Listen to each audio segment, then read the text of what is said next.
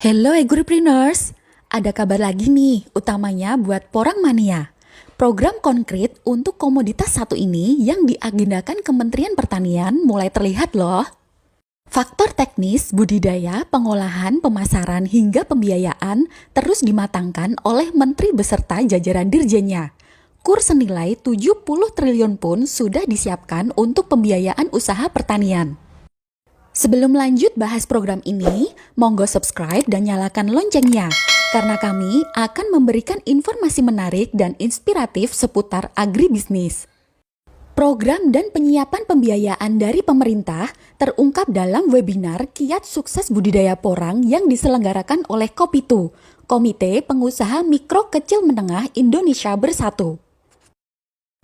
Di sini, Direktur Jenderal Tanaman Pangan memberikan kiat sukses dalam agribisnis porang agar petani bisa memaksimalkan potensi usaha budidaya porangnya. Beberapa poin penting bisa kita simak dulu berikut ini. Yang pertama, sukses tata kelolanya dulu. Bagaimana supaya manajemen bisnis untuk porang ini bisa berjalan dengan baik, tata kelolanya dengan baik, dipersiapkan permodalannya, kemudian juga jangan jalan sendiri-sendiri, apalagi skalanya belum skala ekonomi. Skalanya yang layak, dan supaya tumbuh kemitraan atau off-taker. Itu mengenai tata kelola. Yang kedua, sukses pelaksanaan harus dimulai dengan sukses persiapan.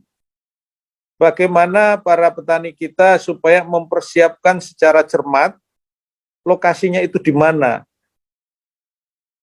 proses budidayanya melalui metode apa, tahapannya apa, kesiapan petaninya, sekarang dalam proses pelepasan varietas beberapa lagi yang sedang usul kita proses, dan bahkan sudah mengembangkan untuk benih itu tidak hanya dari katak bulbil, tapi juga sebagian petani sudah mengembangkan dari bijinya, biji bunga, kemudian dari umbi katak.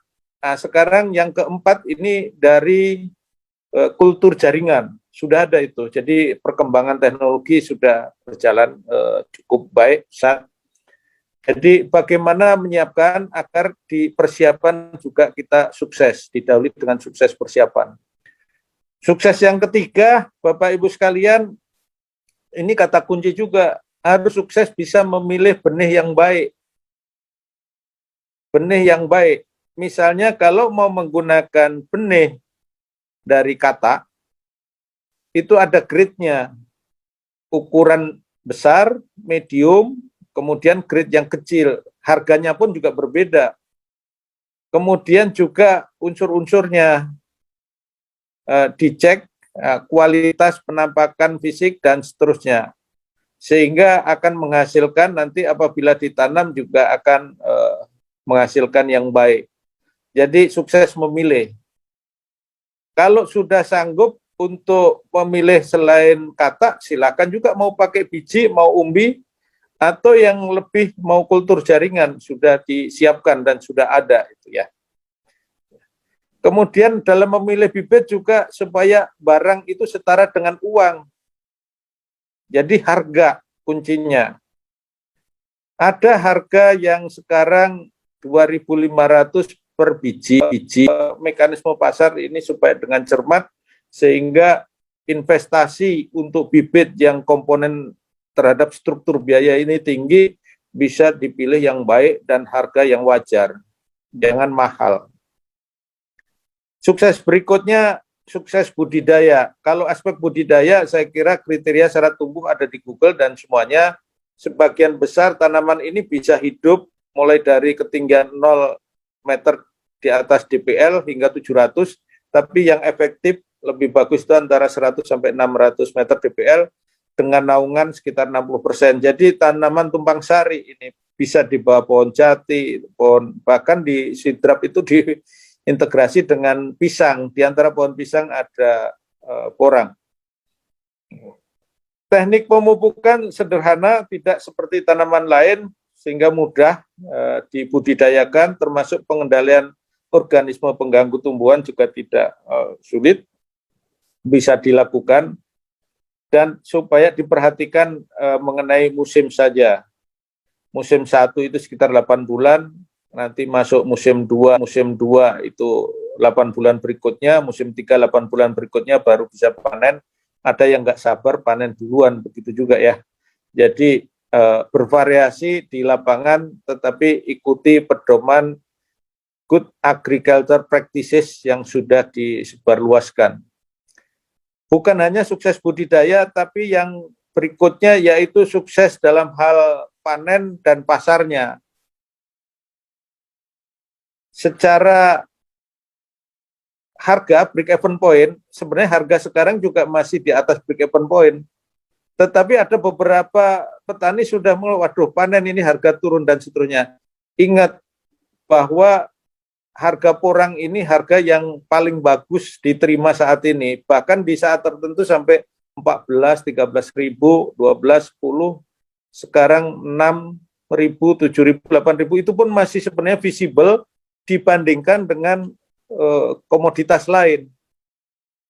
Masih bagus, tetapi bagaimana menjaga, ada beberapa kebijakan, beberapa daerah melakukan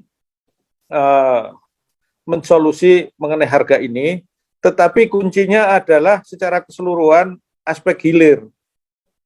Industri hilir supaya tumbuh, supaya bisa masuk kemitraan, itu dibangun. Potensi pasarnya masih banyak di dalam negeri, itu baru 10%. Pasar luar negeri ekspor juga besar, silakan yang diekspor bukan umbinya, tetapi harus dalam bentuk chip atau tepung, bukan umbi. Kalau ekspor bibit nggak boleh, atau harus diolah, sehingga yang diekspor adalah dalam bentuk chip atau dalam bentuk tepung. Agar dapat mengusahakan porang dengan skala ekonomi seperti yang disampaikan Dirjen Tanaman Pangan, tentunya pembiayaan usaha tani menjadi salah satu hal penting. Alternatif pembiayaan ini bisa melalui kredit usaha rakyat atau yang biasanya disebut KUR. Program pembiayaan ini sudah dipersiapkan Kementerian Pertanian yang memiliki total plafon 70 triliun rupiah. Memang modal adalah hal yang utama, di samping memang kita harus dengan digitalisasi dan sebagainya.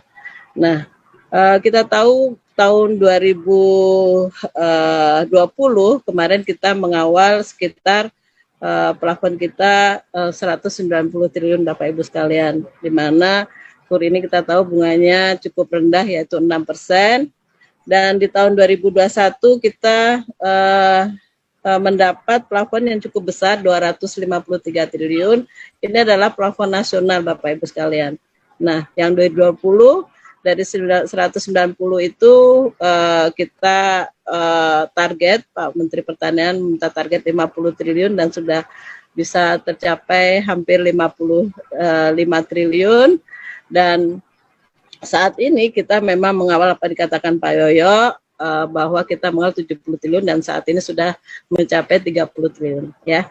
Jadi Bapak Ibu sekalian, ayo Kopitu sebagai nanti boleh sebagai off taker atau bahkan sudah mempunyai digital ya, bantu kami untuk menyerap KUR, dan khususnya nanti bukan jangan hanya porang saja Pak, karena Bapak kan sebagai regulator yang mengenai UMKM dan sebagainya. Jadi kan sekitar 26 triliun sekian, perkebunan 20 triliun sekian, peternakan 15 triliun sekian, hortikultura 7 triliun sekian.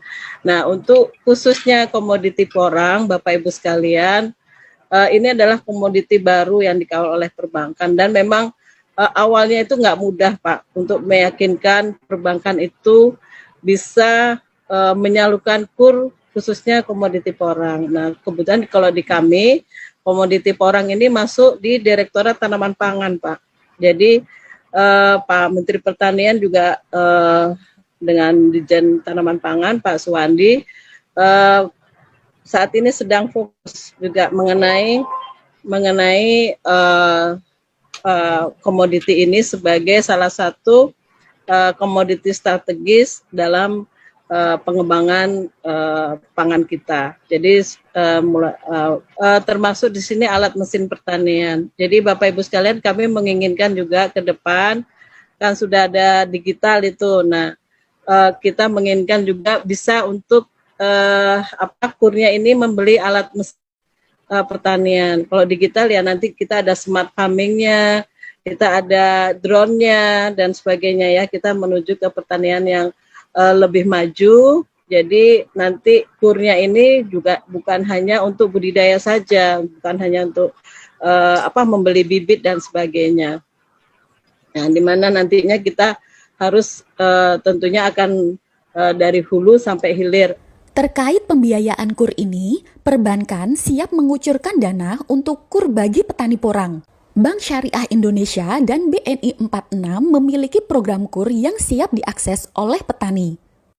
Yang tadi kami jelaskan, ya, di sini ada KUR Super Mikro, ya, tujuannya adalah modal kerja, investasi, yang maksimum 10 juta.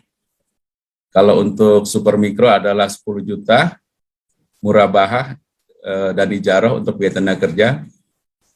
Lama usaha tidak dibatasi, ya, minimal usaha yaitu, tapi harus ada persyaratannya, yaitu mengikuti pendampingan, mengikuti pelatihan kewirausahaan dan pelatihan lainnya. Dan khusus untuk petani ini harus tergabung dalam kelompok usaha pertanian, ya. Ini KUR Super Mikro ini tanpa agunan, ya, marginnya sama, ya, 6%. Tenornya adalah 3 tahun untuk modal kerja dan 5 tahun untuk investasi. Grace period tadi sudah kami terangkan, ya. Yang kedua adalah KUR Mikro sampai 50 juta dan KUR kecil. Nah, khusus KUR kecil 50 sampai 500 ini ada agunan. Perbedaannya adalah seperti itu adalah dengan agunan BPKB, SHM, SHGB, AJB atau letter C. Kami lanjutkan Pak Winu. Ini ada RAC, ya, ada risk acceptance kriterianya. Kami saat ini menerapkan millennial smart farming. Ya, millennial smart farming. Apa itu millennial smart farming? Kami pengen bahwa sektor pertanian ini bisa diinisiasi kaum muda. Karena kami percaya bahwa kaum muda ini yang menjadi motor penggerak sektor pertanian menjadi lebih maju. Saya bayangkan, mohon maaf Bapak Ibu semuanya, ini sekedar sharing aja bahwa oke lah kita kalah dengan Thailand, kita kalah dengan Vietnam, masa kita kalah dengan Myanmar yang sedang bergejolak. Ini yang menunjukkan bahwa perlunya peran para milenial untuk terjun di sektor. Nanti yang menjadi off-takernya adalah petani milenial, ya. Nanti yang menjadi avalisnya adalah petani milenial. Kondisinya seperti itu Bapak Ibu semuanya. Apakah itu hal yang mustahil? Tidak Bapak Ibu semuanya. Kami sudah menerapkan konsep ini di 2 tempat. Meskipun kami bersusah payah di dalamnya untuk bisa mencari para milenial yang tertarik di dunia pertanian. Karena kami mempunyai keinginan bahwa yang pertama dari konsep ini, kita create petani milenial yang ada. Harapannya petani milenial ini mempengaruhi kepada milenial-milenial yang lain untuk tertarik di dunia pertanian. Yang ketiga adalah para petani milenial ini menjadi role model bagi entitas pertanian yang ada. Harapannya, dengan program budidaya dan pembiayaan ini, akselerasi pengembangan porang pada sektor hulu bisa sesuai dengan target. Program-program yang dicanangkan bisa diakses oleh petani yang benar-benar membutuhkannya. Pembahasan lengkapnya bisa Agripreneurs tonton di channel YouTube Kopi2. Semoga informasi ini bermanfaat. Jangan lupa like dan share juga ke teman-temanmu, apalagi yang membutuhkan info ini. Jumpa kembali di video selanjutnya.